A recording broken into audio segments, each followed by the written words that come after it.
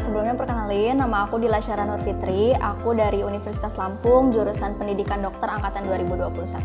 Halo semuanya, kenalin aku Salma Putri Zahra dari Universitas Jenderal Ahmad Yani, jurusan Psikologi angkatan 2021. Perkenalkan, nama aku Niken Putri Ashifa dari Fakultas Kedokteran Gigi, program studi Sarjana Kedokteran Gigi Universitas Padjadjaran angkatan 2021.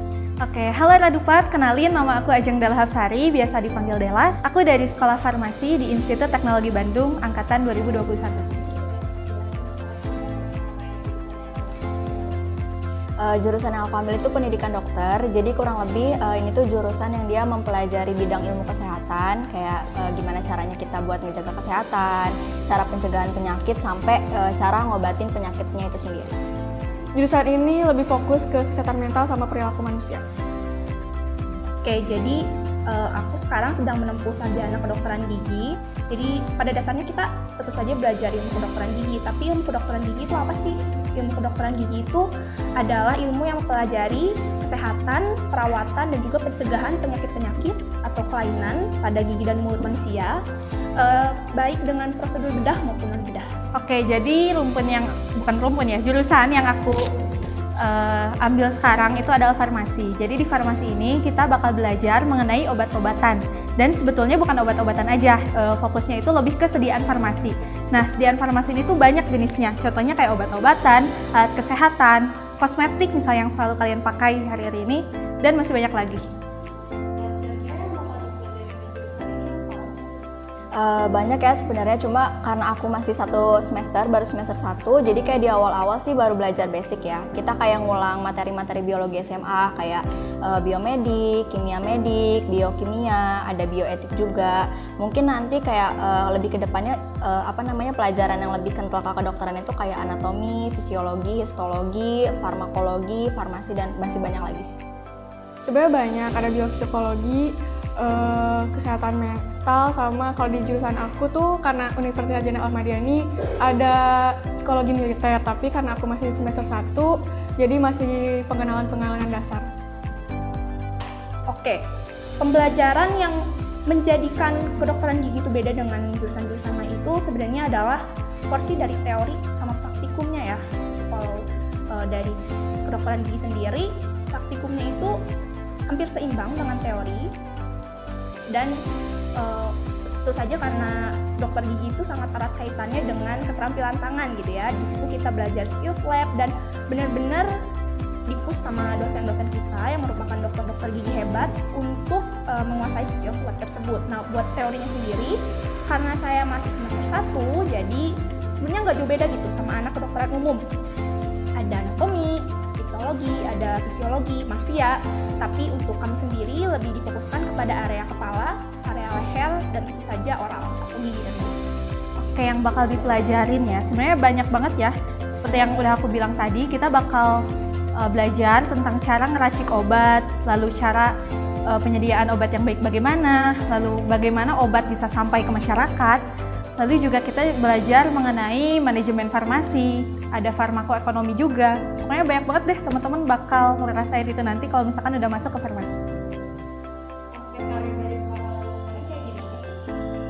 Prospek karir dari pendidikan dokter sebenarnya paling jelas jadi dokter. Cuma bisa dikelompokin jadi dua. Jadi lulusan dokter itu nanti bisa ngambil klinisi atau akademisi. Nah, buat yang mau ngambil klinisi, kalau dia udah lulus S1 terus dia udah koas dan dia udah jadi dokter, otomatis dia jadi dokter umum. Nah, dia bisa ambil pilihan untuk ngambil spesialis lagi. Nantinya dia bisa kerja sebagai dokter umum atau dokter spesialis. Kerjanya juga bisa di rumah sakit, klinik, atau buka praktek sendiri. Dan kalau misalnya yang milih sebagai akademisi itu biasanya jadi pengajar ya, kayak misalnya dosen. Nah, itu jenjang berikutnya setelah S1 itu dia ngambil S2. Banyak, apalagi kan psikologi fokusnya ke manusia ya, jadi banyak banget prospek kerjanya. Tapi buat lulusan S1 ke HRD sama konsultasi karir banyaknya. Ya, tentu saja dokter gigi itu ya, baik itu umum maupun spesialis. Kita juga bisa jadi dosen atau pengajar, kita bisa jadi peneliti. Teman-teman kalau misalnya jadi wirausahawan juga bisa banget. Teman-teman contohnya buka dental shop, dan teman-teman bisa jadi influencer juga. Banyak kesempatannya. Prospek karir dari farmasi, mungkin kalian mikirnya apoteker, lalu kerja di rumah sakit. Sebenarnya itu nggak salah, memang betul. Kita bisa kerja di situ. Tapi selain itu kita juga ada banyak banget kerjaan yang nantinya bisa kita ambil. Contohnya itu kita bisa jadi distributor obat, kita bisa jadi analis, bisa jadi dosen, bisa kerja di BPOM, lalu kita juga bisa jadi produsen obatnya sendiri.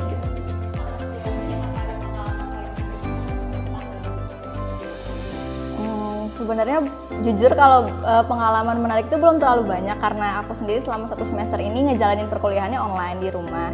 Cuma kayak kalau dengar dari cerita-cerita cutting sih yang paling menarik di kedokteran tuh OSCE-nya ya. Jadi itu kayak ujian. Salah satu ujian yang paling ditakutin banget sama anak kedokteran dari sekian banyak ujian yang lain. Jadi kayak kurang lebih ujiannya itu kita praktek yang benar-benar kita kayak sebagai dokter, mulai dari baca skenario, kita mendiagnosa penyakit sampai ngambil tindakan sama masang-masang alat-alat kayak gitu. Dan itu jadi menurut aku itu cukup menarik, menantang sekaligus menakutkan. Yang menariknya bisa konsultasi gratis ya sama dosen. Kalau buat menantangnya belum ada sih, masih enjoy aja di sini. Boleh cerita banyak? Gak apa-apa? Oke, jadi cerita sedikit tentang background story-nya gitu ya. Dari kedokteran gigi sendiri itu kita mempunyai sistem belajar problem based learning gitu ya, di mana kita nanti diberi kasus merupakan masalah pasien gitu ya, dan kita harus menyelesaikan masalah pasien tersebut secara berkelompok gitu, dalam sebuah kelompok yang namanya kelompok tutorial, dan nama kegiatannya adalah kegiatan tutorial gitu. Jadi nanti kita punya satu kelompok dan ada dosen tutor, 1 orang dokter gigi yang akan melihat kita diskusi gitu tanpa intervensi gitu ya. Jadi dia dokter itu hanya diem aja gitu. Nah, waktu kegiatan tutorial pertama saya ditunjuk menjadi seorang notulennya gitu, di mana saya harus memegang tanggung jawab sebagai sekretaris yang memegang konsep board. Konsep board itu semacam Google Jamboard, tapi lebih advance di fiturnya gitu ya. Banyak banget kegunaannya, fitur-fiturnya lebih kompleks gitu. Dan yang namanya juga pertama gitu, meskipun kita udah dikasih teorinya, meskipun kita udah simulasi tutor gitu ya, tetap aja susah gitu. Dan saya sebagai notulen saat itu mempunyai figur 2 gitu ya, 2 figur gitu ya. Jadi mahasiswa yang mengikuti kegiatan tutor dan jadi notulennya. Ya otomatis saya kena banyak gitu sama dosennya. Dimarahin udah jelas gitu ya karena salah-salah gitu. Tapi ya pertama kali sih, untuk yang kedua kalinya lebih lancar. Mungkin itu yang paling berbekas gitu ya untuk semester 1 gitu. Kalau pengalaman yang paling menarik karena aku masih di tahap TPB, jadi sebenarnya aku belum secara langsung terjun gitu ya untuk kayak praktek-prakteknya. Tapi aku dengar pengalaman dari cutting aku, ada satu lab di TB itu namanya lab farmakologi. Di situ adalah lab tempat kita nguji efektivitas obat. Nah, ujinya itu ke mencit, tikus, ayam, ke hewan-hewan. Nah, aku juga baru tahu kalau di TB itu ternyata ada ternak tikus gitu. Jadi itu yang bikin aku kaget dan memorable banget sih waktu kampus tour.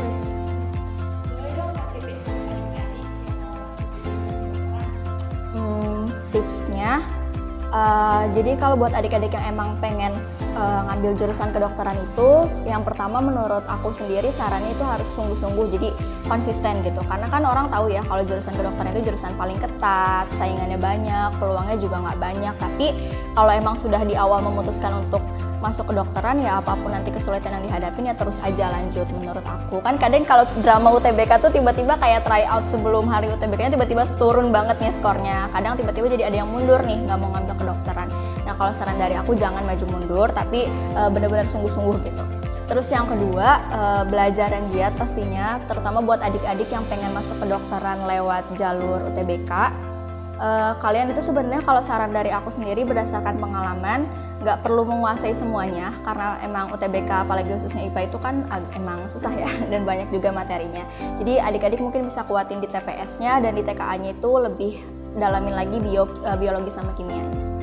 Terus yang ketiga terakhir, buka kesempatan dan peluang seluas-luasnya.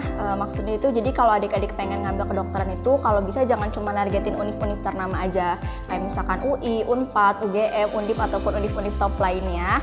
Bukan berarti adik-adik gak boleh menargetkan itu, tapi ketika adik-adik bisa membuat pilihan di mana peluangnya jadi lebih besar itu kenapa enggak. Jadi intinya utamakan prodi baru universitas gitu. Boleh dong kasih tips buat adik-adik yang pengen juga masuk ke jurusan psikologi? Pokoknya semangat, gak bakal nyesel masuk psikologi. Kayak untuk teman-teman yang dapat kesempatan buat ikut SNMPTN, sebenarnya tricky banget saat teman-teman udah masuk web LTMPT terus teman-teman ngisi jurusannya teman-teman mau gitu. Karena di sana kebanyakan anak-anak tuh ya udah gitu, udah ngerasa udah menentukan pilihan, nggak usah ngapa-ngapain lagi, udah berhenti sampai situ gitu. Padahal itu kan justru awal gitu ya buat perjalanan, karena dengan teman-teman ngeklik pilihan teman-teman udah fiksasi gitu ya. Di situ teman-teman akan menyerahkan pilihan teman-teman kepada pertama Tuhan, yang kedua panitia penerimaan mahasiswa baru gitu ya. Nah, teman-teman udah gak bisa ubah apa-apa lagi gitu. Dengan teman-teman ngeklik pilihan teman-teman udah fiksasi gitu ya. Di situ teman-teman akan menyerahkan pilihan teman-teman kepada pertama Tuhan, yang kedua panitia penerimaan mahasiswa baru gitu ya. Nah, teman-teman udah gak bisa ubah apa-apa lagi gitu. Jadi justru harus kerja keras buat SBMPTN gitu. Jangan sampai berhenti belajarnya di situ aja gitu. Kalau misalkan teman-teman memang mau memaksimalkan buat SNMPTN, saran aku benar-benar harus komunikasi banyak gitu dengan pihak BK dan teman-teman seangkatan di angkatan teman-teman yang pilihannya sama gitu dengan yang teman-teman inginkan. Sebenarnya nggak ada tips khusus sih, tapi kalau dari aku paling luruskan niat, bulatkan tekad, sempurnakan ikhtiar.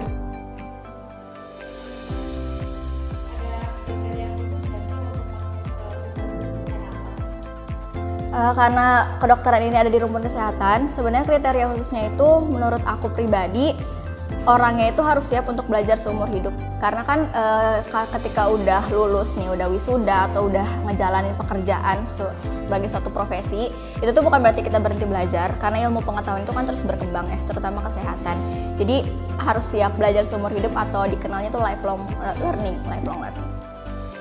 Teliti, logis, sigap, stres.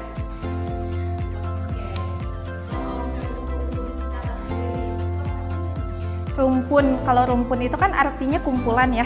Jadi rumpun kesehatan itu kumpulan dari fakultas-fakultas yang fokusnya itu mempelajari ilmu kesehatan.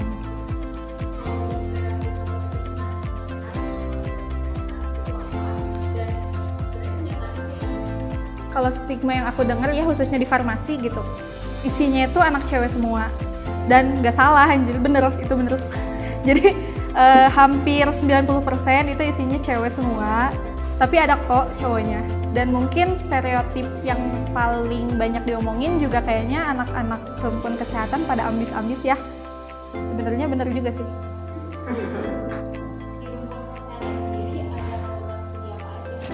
Program studinya banyak, diantaranya itu ada kedokteran umum, terus ada kedokteran gigi juga, ada farmasi, ada psikologi, ada ilmu gizi, terus analis kesehatan, promosi kesehatan, dan banyak sih sebenarnya, luas banget.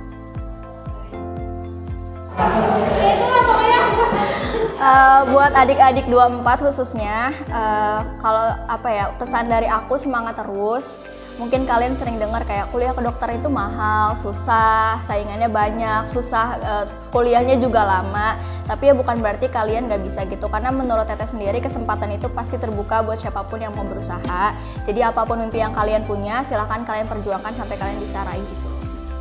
Semangat terus, jangan putus asa, pokoknya jaga kesehatan mental kalian. Oke, terima kasih Kak.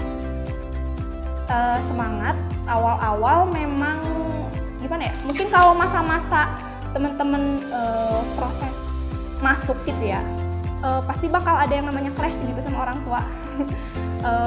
Pasti ribut gitu sama orang tua gitu, urusan apapun gitu, urusan uang, urusan pilihan, urusan ngekos gitu, padahal yang masih lama gitu.